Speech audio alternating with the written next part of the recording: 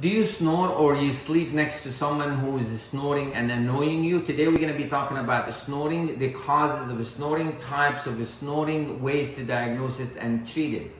Now, the cause of snoring is there's obstruction in the airways. It could be due to a larger tongue or large tonsils or large neck, or it could be the structure of the jaw pushed to the back, narrowing the airways, or it could be problem with sinuses.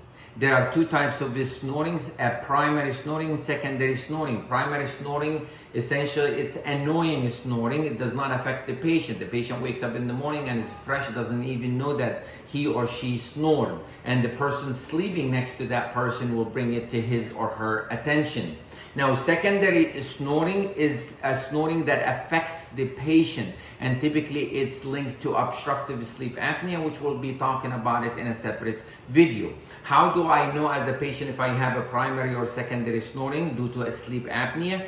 If the person wakes up the next morning fresh and is not tired, does not require naps during the day, then it's most likely the primary snoring. However, if the patient or the person that snores wakes up the next morning unrefreshed, tired, with dry mouth, sometimes morning headaches, fatigued and tired throughout the day, requiring naps. During the night, they might have breathing pauses, choking sensation where they wake up in the middle of the night, choking, gasping for air.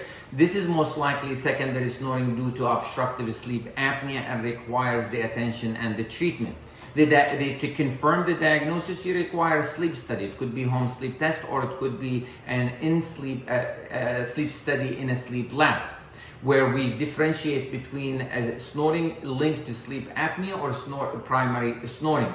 The treatment, if it is a primary snoring, it's an oral appliance that a dentist can make that pushes the jaw forward, that can help open the airways, or it could be a nose piece, or it could be a surgery to remove the tonsils, or even if the patient has problem with sinuses, sinus surgery.